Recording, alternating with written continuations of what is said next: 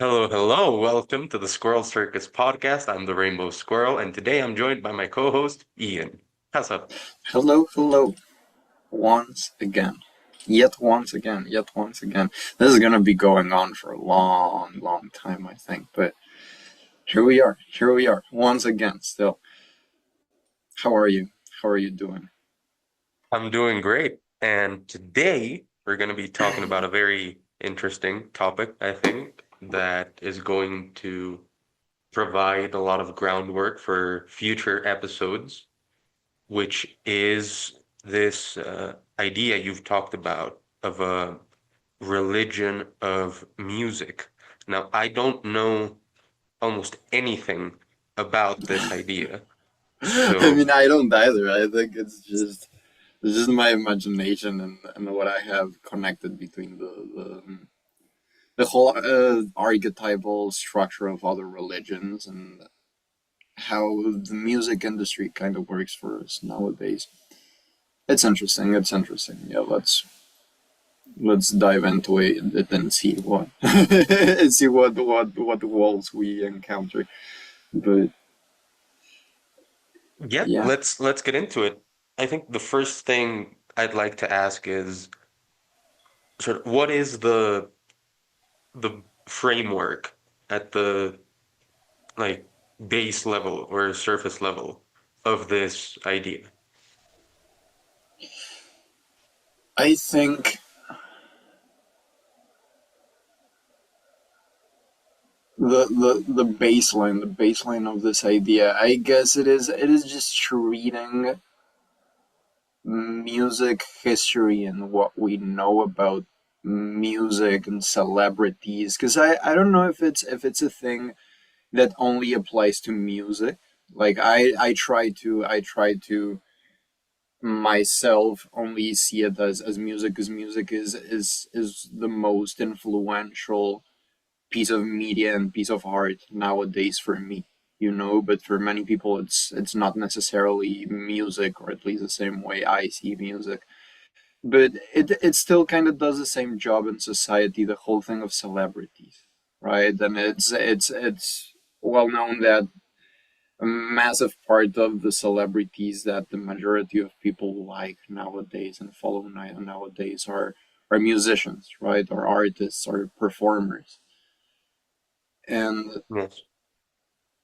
so it seems that we are treating this world that we see on television, right? This world that we see on the Oscars and the Grammys and then like gossip media and like big media with all these people that we recognize. It seems like we're treating this, or this is treating us in the same way kind of um, other big multi or polytheistic religions have done in the past.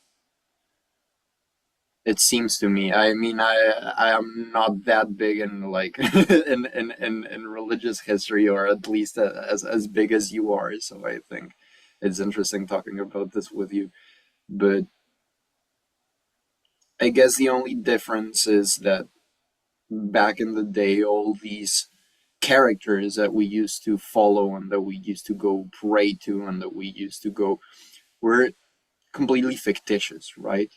It was, I mean, back in the day, back, and like, I think I'm grasping the Greek religion, the antique Greek religion, as a comparison, because I feel it's one of the most developed religions in the correct sense, at least in the way I think of religion.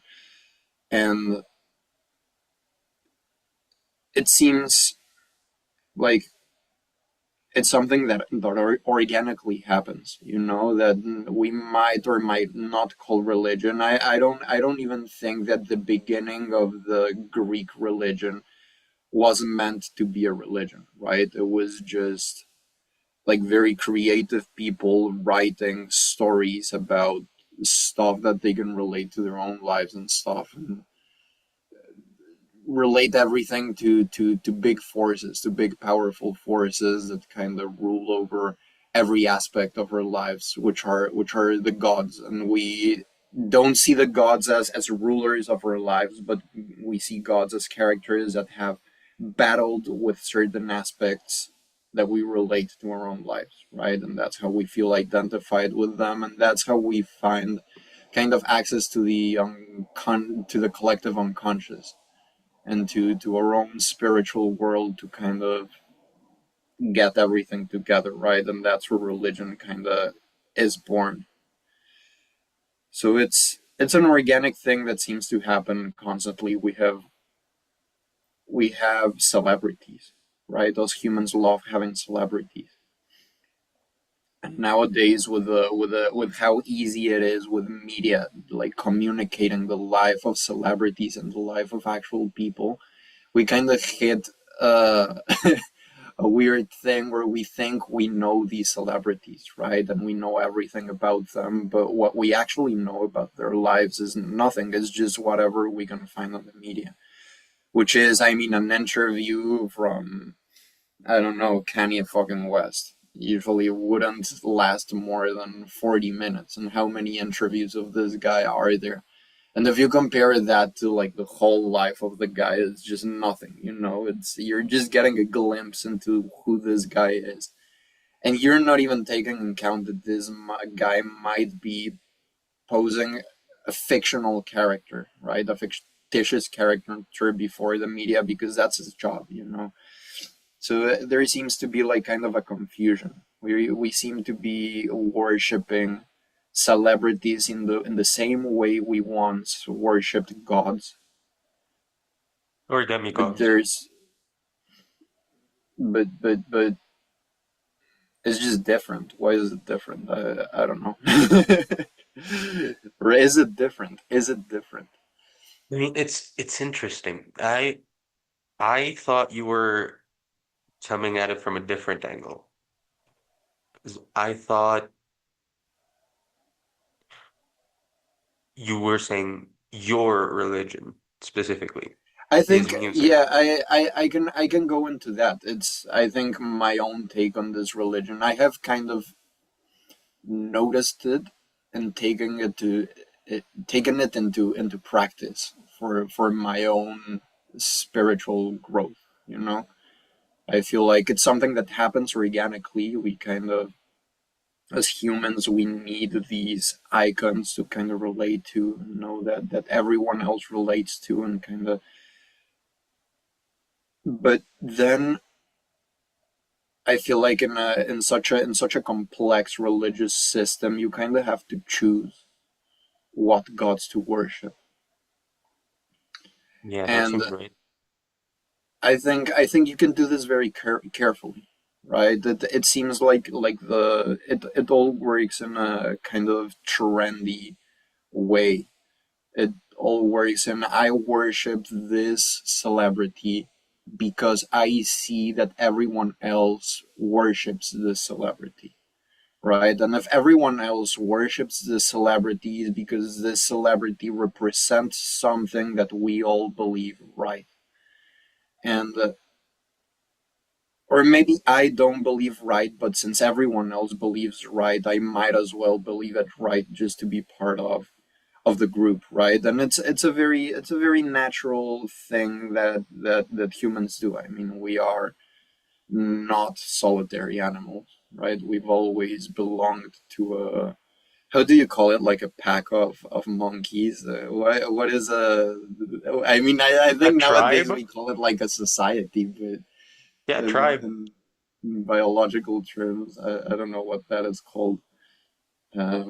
You A got a hum school of of fish, humans. you got a herd of sheep, you got a lot of humans. I don't know, I don't know. but I'm we sure do there's a we do term kind for of it. behave like that.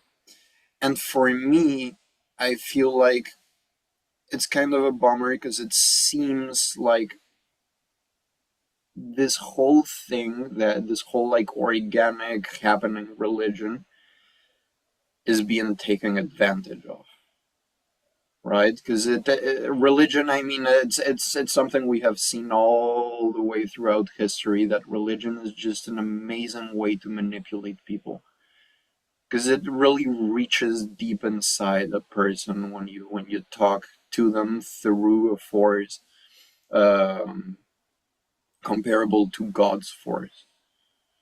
I I do think So it can manipulate people, but it can do more than that. it can definitely do more than that. It can do a Can lot more provide, than that, but there has to be a consciousness about it, yes, right? There has to be a consciousness about which gods actually stand for good, right? And which I'm talking about celebrities like gods. No, I don't see celebrities as gods. Maybe just in like an imaginary picture of a celebrity, because I mean, again, we see celebrities as not as who they really are as human beings, right?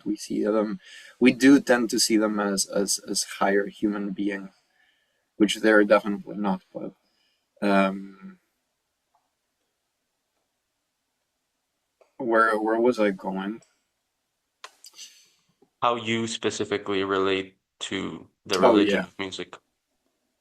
yeah. So for me, it's kind of, I don't know. It I have found this organic religion to be like a very good and realistic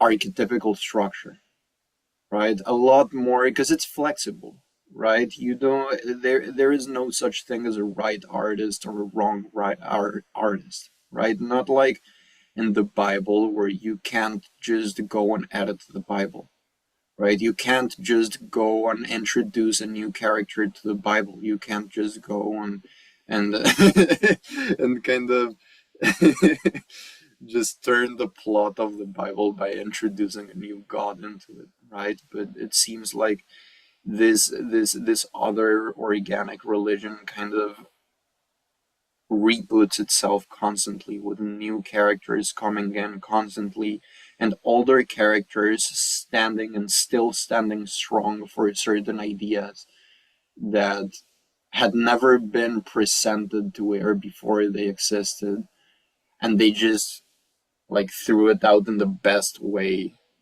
any other human could, right? And these are the artists that we see as a transcendent artist, right? The artists that we talk about nowadays. And there are some very old ones like Bach in the Baroque era who he was a massive guy. I mean, how long ago was that? Like how many hundred years ago? I'm very bad with but I mean he was a big genius. Like you see all the music that he wrote, it was just revolutionary, right? All the mathematical understanding of music this guy achieved and how he used it to make beautiful tunes, not only make complex music, but actually make beautiful music.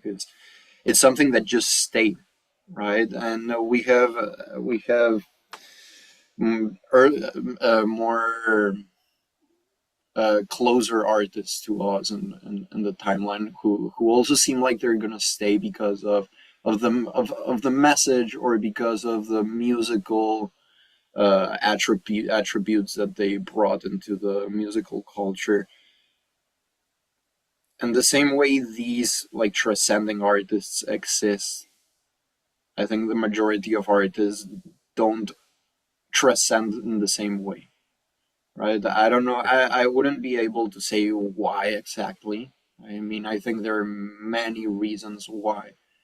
These artists that do not transcend, I feel like are usually not the ones worth following, at least from my point of view, at least like from my own manifesto. And I don't base this like on a very specific philosophy either. It's just the way I like to do it because I also like listening to music, not in a not in a like superficial way, but for me, music listening to music is I kind of take it as a daily reading the Bible exercise, daily sitting down and praying exercise kind of I thing, think because it that part is really interesting. I think that's the part most calls to me about the framework that you're building. This idea of music as a sort of revelatory doorway into realities about the cosmos and Hmm. about the human experience and the archetypes that participate in the cosmic unfolding. Music is slightly more more powerful, one might say, than even poetry or pure prose Oh arguments yeah. explaining So ideas about the universe, because through the melodies and the instruments and the harmonies and everything that separates a poem from music, you get to grasp non-propositional truths about the universe, truths that cannot be expressed in a sentence or an argument. Does that make sense? yeah, yeah, that makes total sense. And again, I think it's something every single piece of literature and religion kind of does, but again, not in the way music does it. Again, like you say, like just a piece of poetry might not be as powerful as a song, or even the same piece of poetry converted into a song, you know. And I mean, there is also this big idea that the Greek religion, same as many other big polytheistic religions, start with songs, right? Because that was the only medium through which these ideas could travel, right? A song is something that we can all sing. A song is something that we can all learn, and that has a simple structure that the human being just kind of seems to be very able to capture and to repeat and to transmit and to communicate. So these songs of the heroes of the Olympus, and they would just travel all around the area, and they would travel all around the country, and they would go far, right? And I feel like nowadays, kind of social media has exploded that, right? And we see all these heroes that we recognize that are supposedly a real person that exists somewhere on Earth, but we're just seeing stories of these people every single day, right? New stories, and it's just like an overwhelm of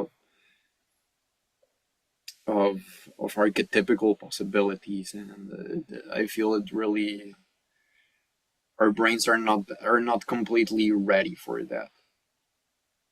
And so, and songs, like even with the crazy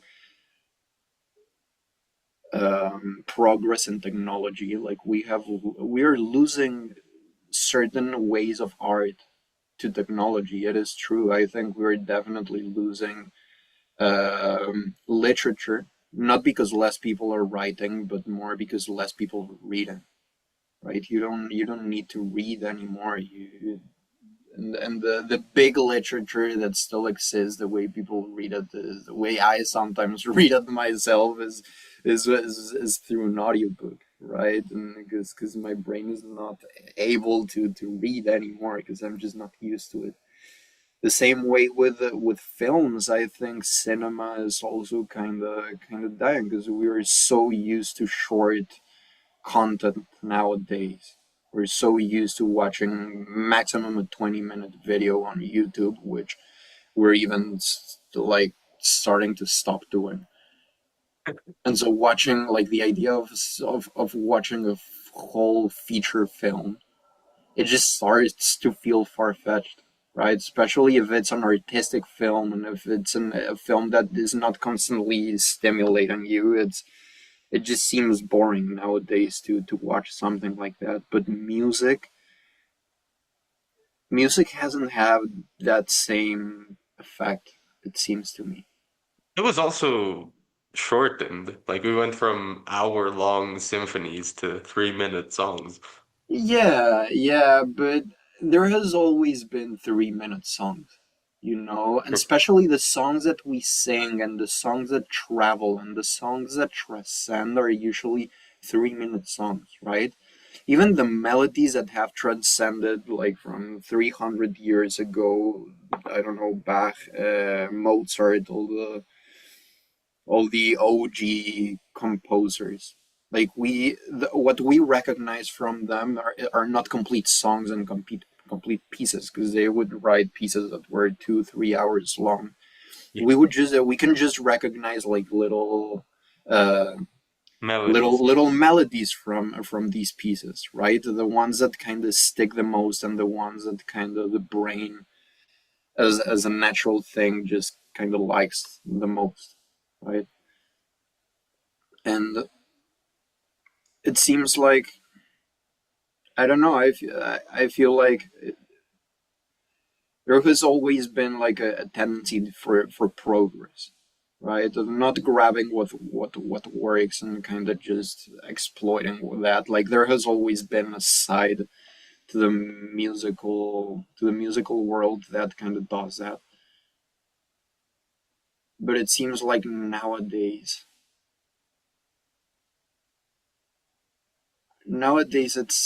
it seems to be a bit.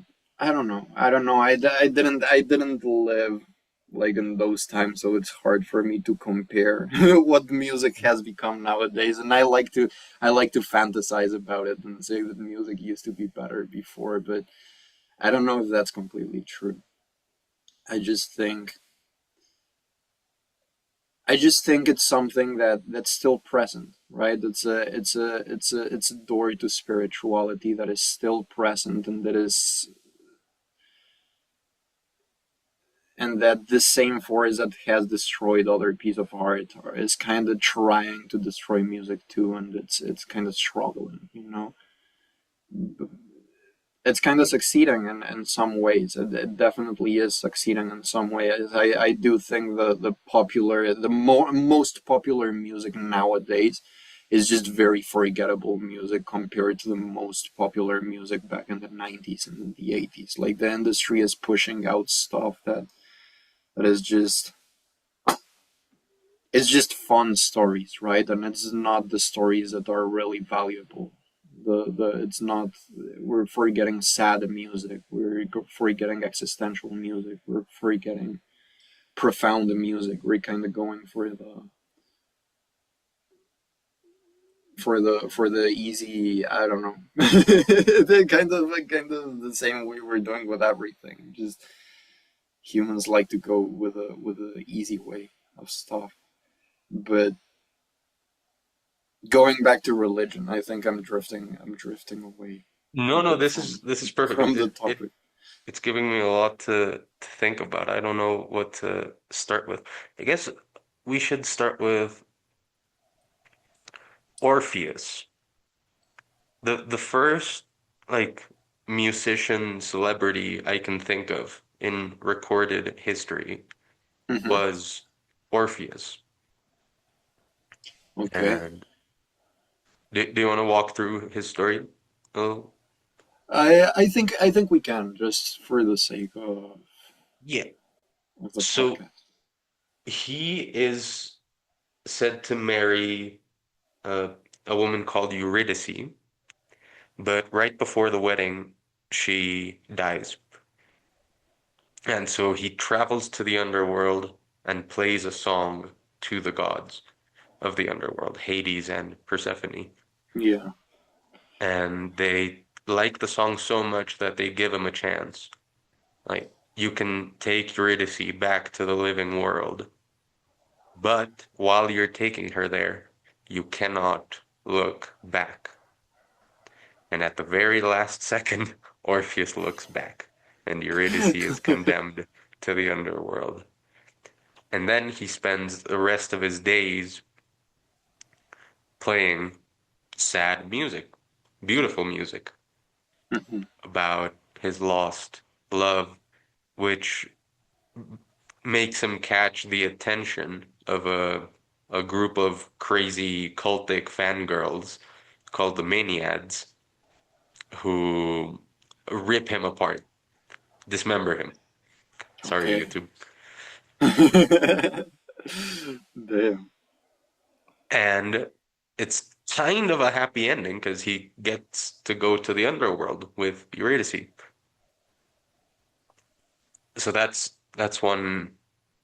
And literally after that, after the whole story of Orpheus and the Maenads, there were literally Orphic cults about initiation and the underworld and a certain way of life and living with Damn. music. It was literally a religion of music, Yeah. That's very interesting. That's very, very interesting. which takes me to the second point, which is the presence of music in monotheistic religions. The Quran, for example, is meant to be sung Hmm. as a song. Gospel churches are always filled with the music and the clapping and the, hey, Jesus Yeah, Lord, yeah, yeah. Jesus Lord. And The classic image. and you have the Gregorian chants in the medieval times, and they can convey something and connect people to God in a way that just the pure scripture read out loud can't. Hmm. It has to be sung in many ways. Some of the oldest books in the Hebrew Bible, the Old Testament, are the Song of Miriam, the song of this, the song of that. So it's interesting that even in the monotheistic religions, music seems extremely important to revelation and to bringing one into harmony, literal musical harmony with God, which It also, definitely strangely is. enough, ties back to the Orpheus thing, because there are legends that Orpheus was taught by this guy called Musaeus, which some Okay. people think was Moses. Okay, okay. Like it all ties together Yeah, it all ties beautifully, up. It has to one way or another.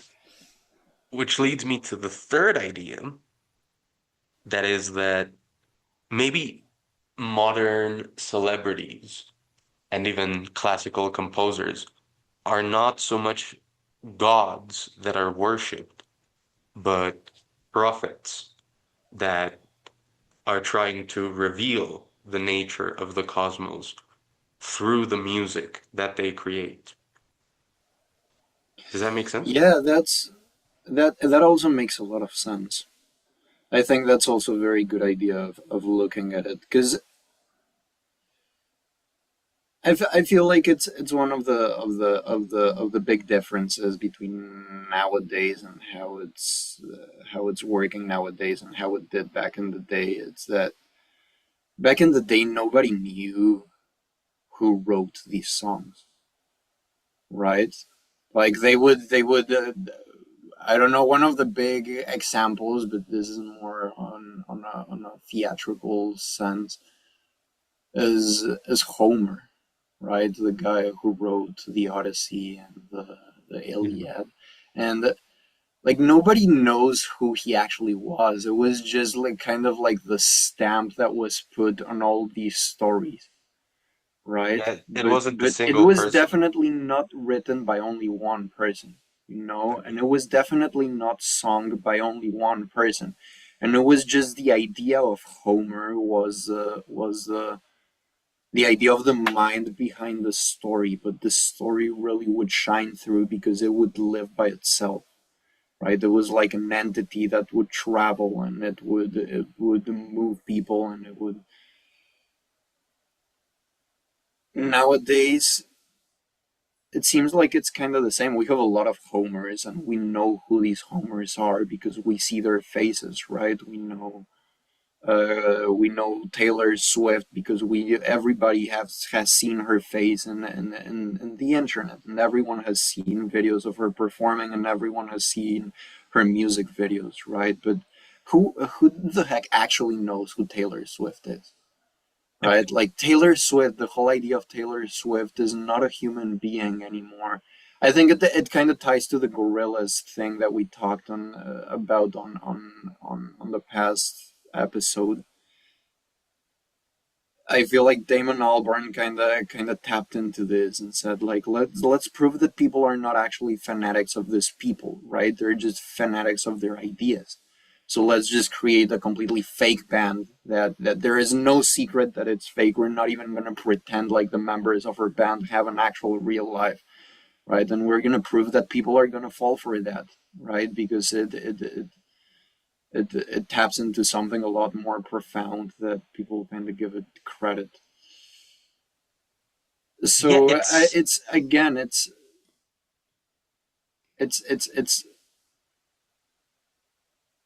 the names are the gods, but the actual artists, yeah, I think I completely agree with you. We and cannot if see them as gods. they're Um, just playing a character and they have all these teams of people riding mhm. behind them, helping with their image. Maybe it's less about being actual prophets and more about participating in the performance of prophecy. Yeah, it definitely seems like nowadays it has become that. I don't know if it has been that way always or even like in recent years. Because I feel like there definitely is some reality to the music that these people write. And it's that that might be the reason I don't like artists who co-write their songs with like a team of five professional songwriters, you know, and because it becomes about writing about one thing, you know. Let's write about the breakup, right? And then they just write everybody together about the idea of a breakup, and it's, I guess from one point of view it is more accurate because it's many people putting their own experience, and it kind of all dilutes into one single experience that is more probable to be related to, you know, by the public. Maybe Mhm. that's why these artists are usually the more successful ones, you know, because they co-write. I don't know. That's interesting. That's interesting. I'm just figuring this shit out. But it seems like many, at least the artists that I like and the artists that I follow, right, the prophets that I follow because they really seem to be or to want to be. Um, they really seem to want to be true to themselves, right? I usually like artists that don't comply with what the industry tells them to and don't comply with other co-writers unless they're like other big writers that they want to. I don't know, but um,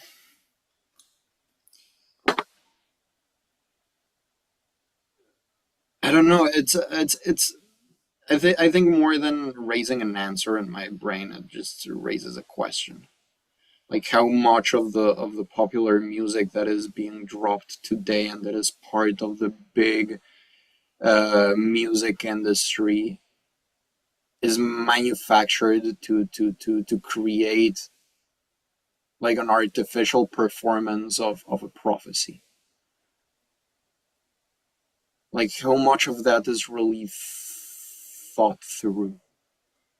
I had to follow that with a different question.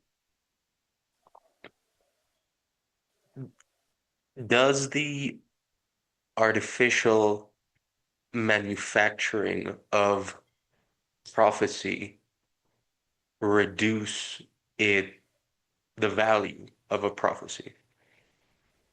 It doesn't. I'm I not mean, sure. I don't think it does because all prophecies are artificially manufactured. I think there has to be in the creation of a prophecy, there has to be uh there has to be a how to explain it.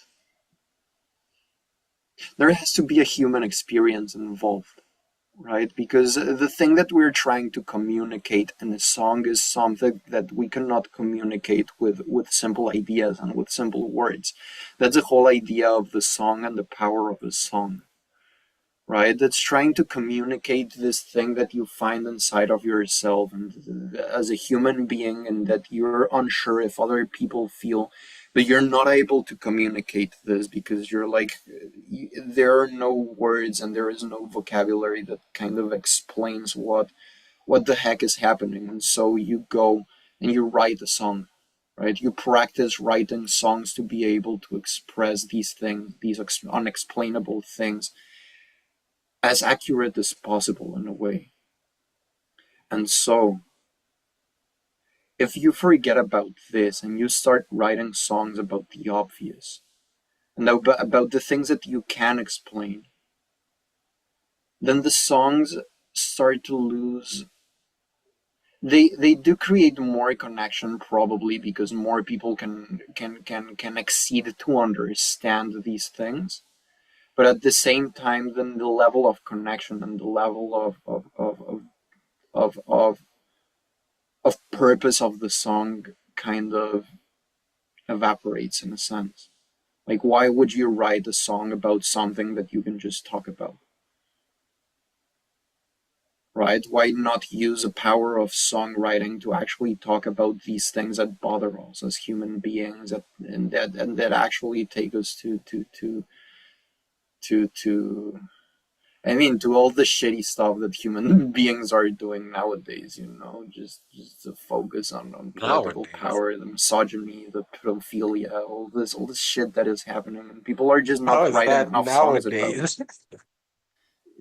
All of Yeah, those are old as hell.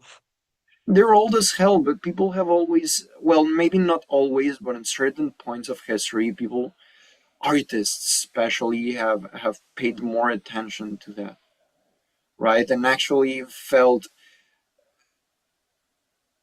mm, I think it's not. I mean, I know why what I'm saying is not completely true because we do see, like, during the Grammys, you do see like all these speeches, right? You see, I don't know, Billie Eilish getting up on stage in front of like all these very powerful and famous celebrities and talking about eyes, right? And saying like Yeah, that. living on stolen land is, I don't know, not a crime. I don't know what she's yapping about, but it seems like this is not even being done for the actual purpose of good. You know, it's being done for a more economic and a more Machiavellic purpose behind. But I think I we don't I shouldn't don't judge Billie Eilish romanticize. for it because I don't think she means it that way, but I think like in the position where she is and how the music industry has been manufactured nowadays, it just carries no power. It seems like the industry has taken all the power away from music, and whatever is said is just not, it just doesn't come through in the way, I don't know, the Pink Floyd talked about war and about famine and personal depression, or the way um, I don't know, I can just start listing musicians. Or but But nowadays, Gorilla's talking about grief. Gorillaz is a very special,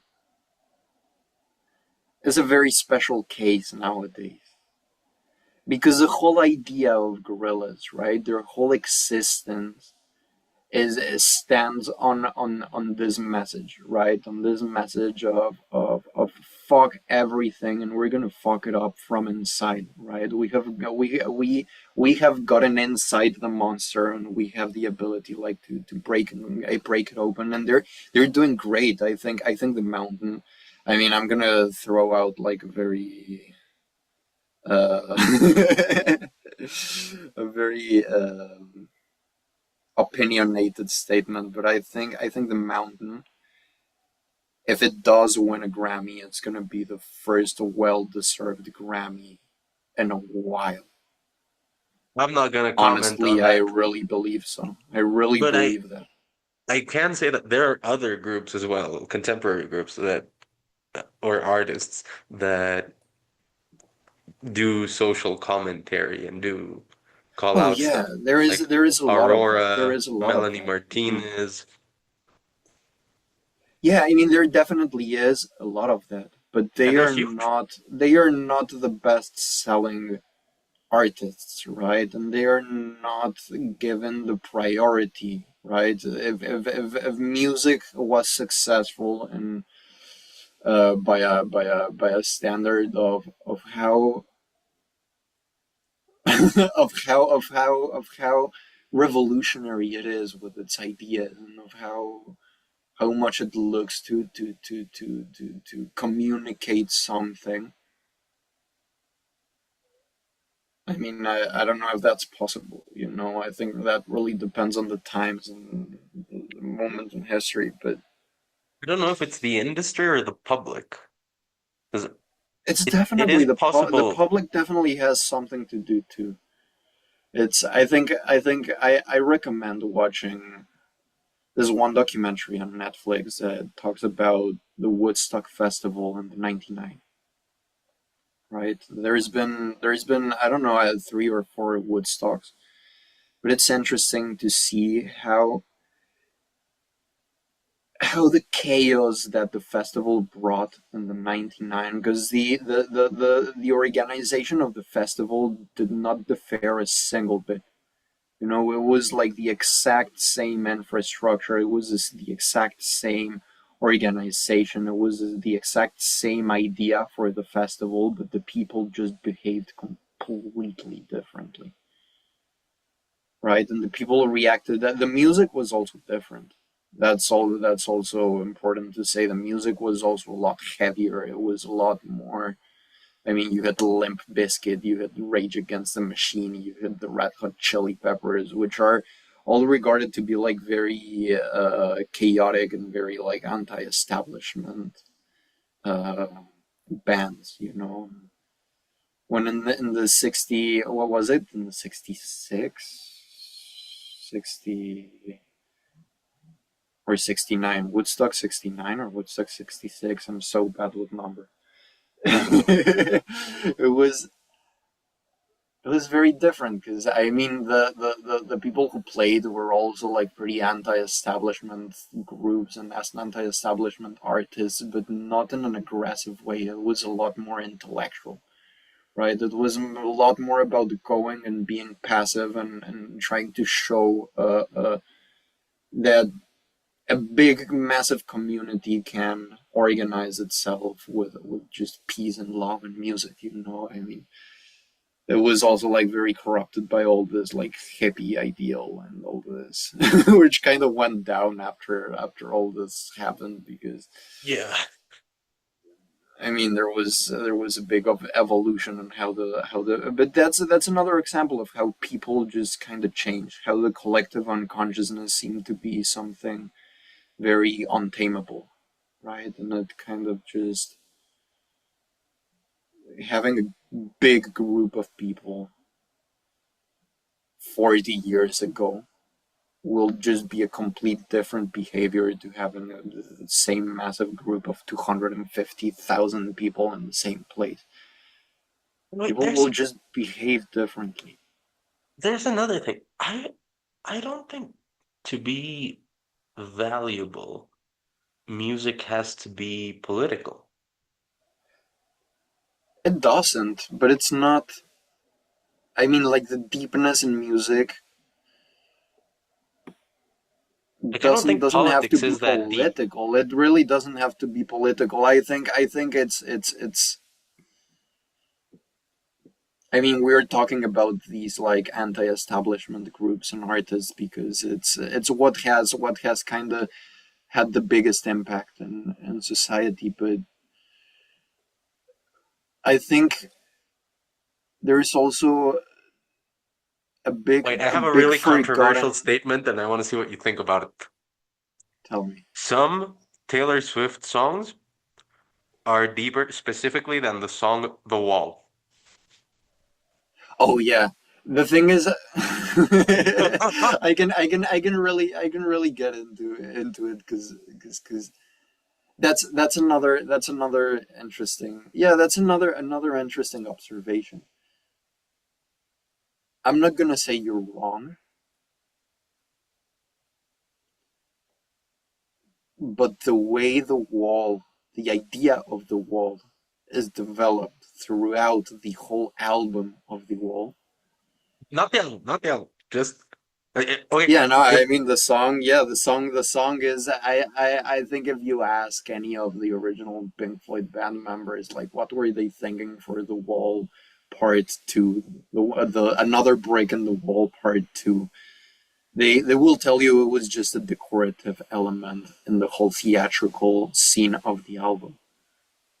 That's the thing. You cannot just take the Wall and say like, oh, this is a deep song, right? In the same way, you can grab a Taylor Swift song that kind of presents its whole archetype and its whole message and just like cramps it into one song. Which I mean, I don't know much about Taylor Swift. I haven't actually like sat down to listen to her music. I don't doubt she has like a good sense of what um how do you say this, the of collective what a consensus. concept album is, right? I believe Taylor Swift does make good concept albums, but there are levels to concept albums, right? And there are levels to I mean there are not levels. I'm not gonna say levels or a type of concept albums, right? And it seems like concept albums nowadays kind of focus a lot more in creating a concept in an aesthetic space, if that makes sense, more than a concept in an ideological space.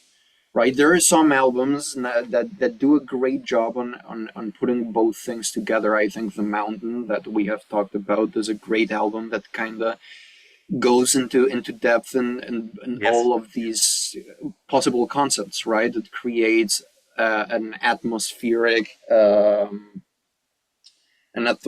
aesthetic sense that just, sorry, space that just makes sense throughout the whole album, but it also talks about ideas that go well together and kind of conclude in one whole theme, that's a piece of art.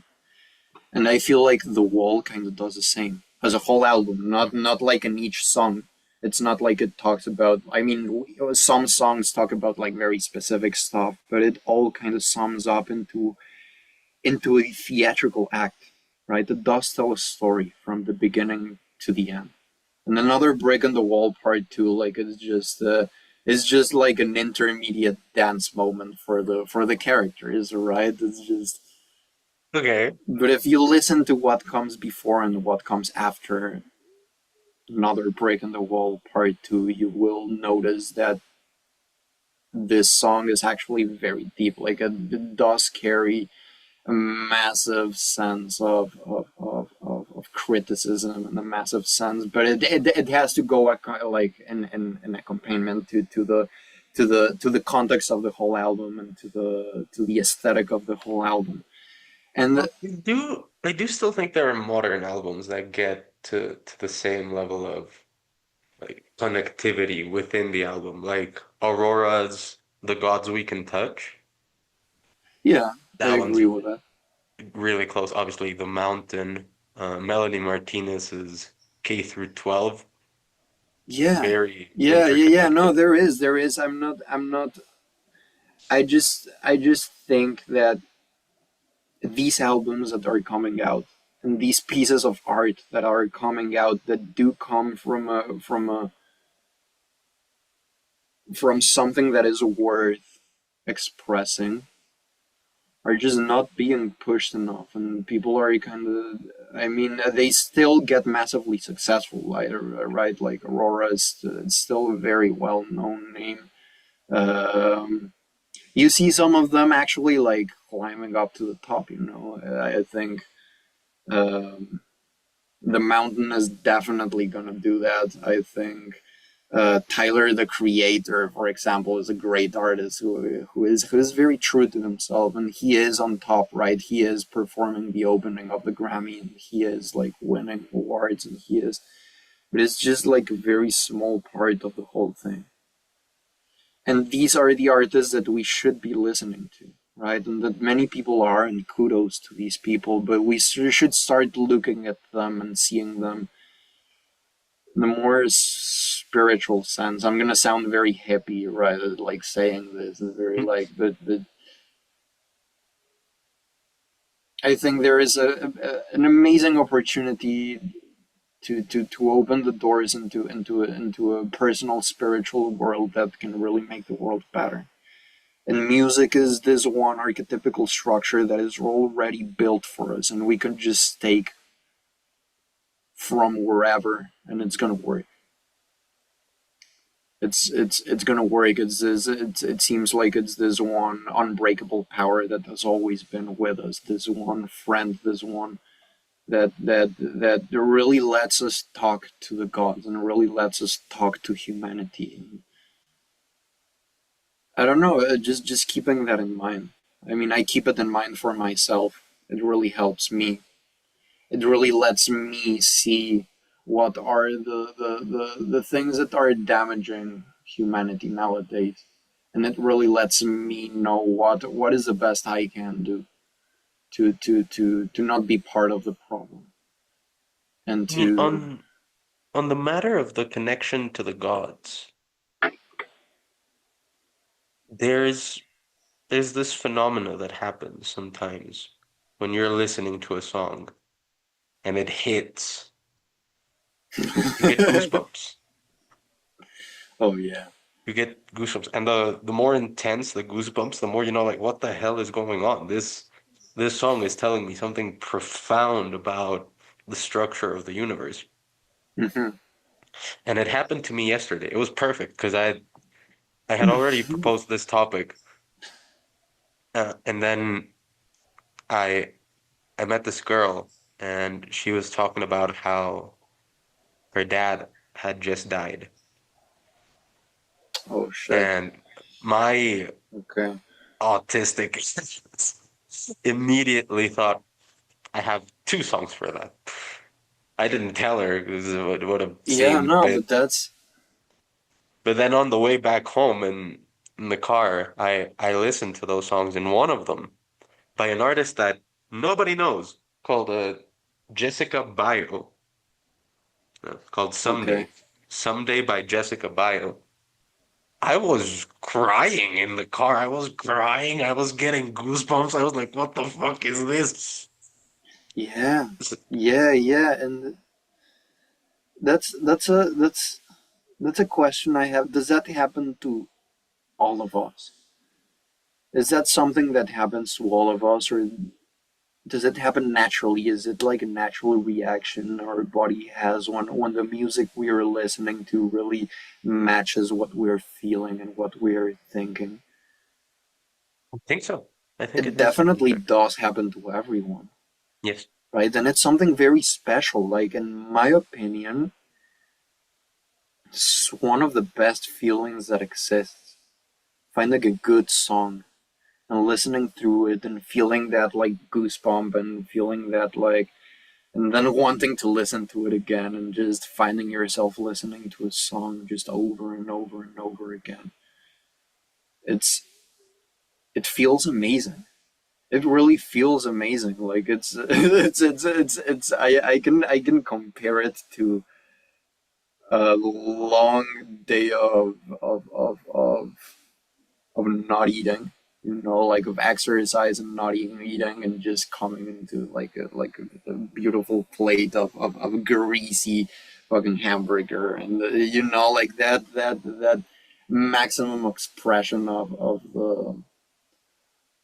the basic joys of life. I feel like that feeling from music, it just really taps into that in a way no other thing does. And why? That's what fascinates me the most. Like, why? Why does music have such a power? Why does music make us feel that way? Why can musically literally feel better than a fucking orgasm? There has to be something special behind it, I right? think There has to be something worshipable behind it. There definitely has to be, to there is a me. neurological answer to that, which is that okay, touch and smell and taste are the fastest way that a sensation goes into your brain.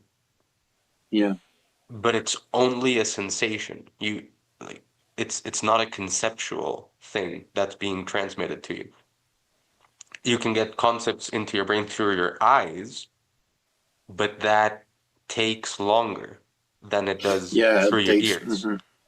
The ear is the fastest way for a concept, not a sensation, but a concept to get into the brain. And so you can Okay, get concepts and sensations at the same time, that's more interesting. like with more ease than through any other sense in your Yeah, body. yeah. That makes a lot of sense. It's just a different type of stimulation. It's just whenever it's this information is well organized, and it's just something you've never heard before, and it's just. I mean, I guess it's there is also like an unexplainable part behind it, right? Because why do some songs do this to us and some songs just don't? Right, and then there are some songs that don't, and then one day it just clicks and you're like, holy shit, I've listened to this song so many times, but I've never noticed how actually great it is. Yes, that does happen. And I don't know, So, like, I guess if you pay attention to those moments and those songs and you think about them and you take them and kind of as a message, right? Because it is a message. It is a message from your own brain to yourself. It is kind of a communication between your brain and your soul, right? That is telling you there is something here. There is something that you have to listen to. And I don't know, like thinking it from the perspective of how impressive the archetypical structure of the whole music world has become. Like, you can really use that. You can really use that to just understand better, to just improve or boost the source of your life purpose, right? And I don't know. I don't know. Maybe I've thought too much about it and I've just tangled myself in the net of ideas regarding this. But it just to me it all makes sense. It really all makes sense. Like music to me just makes sense. yeah, I mean, let me, I think we can try to untangle it.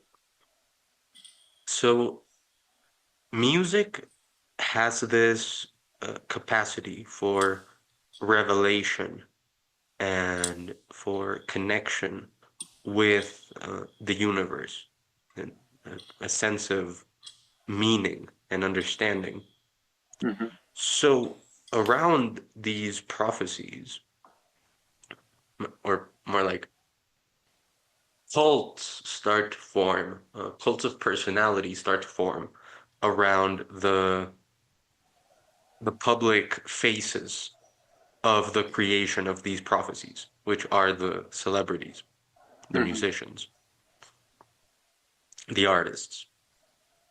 And we have to be careful with which prophecies we are consuming and interacting with because they are going to slowly shape our souls. Hmm. Yeah, And yeah, we yeah. That. should Yeah. we should act consciously to shape our souls through music in the way that we want them to be shaped. Yeah, basically. Makes sense to Basically, me. yeah. That makes total sense. That makes total sense. And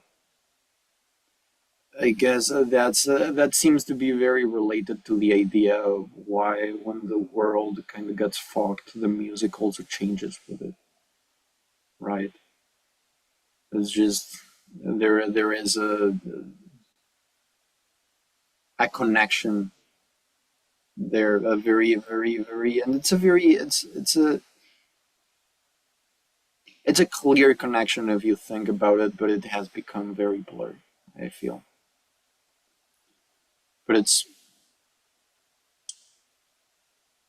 yeah, no, the way you put it, it's I think it's perfect. It's Well, I would add, I think because of the variety and just the sheer number of musicians that there are today, it really is the responsibility of each person to listen to the artists that are really going to nourish their souls. I think yeah. I think No, music is in a good position. It is compared to the Middle Ages at least, or even the time of Bach and Mozart, because there are still modern Bachs and Mozarts. It's just that nobody listens to them. That's our responsibility. If we want to go find them, they're there. We can go find them. yeah, that's so true. And it's tough, right? Because it feels like everyone's sense of responsibility is really also like it's not only forged by the music we listen to, but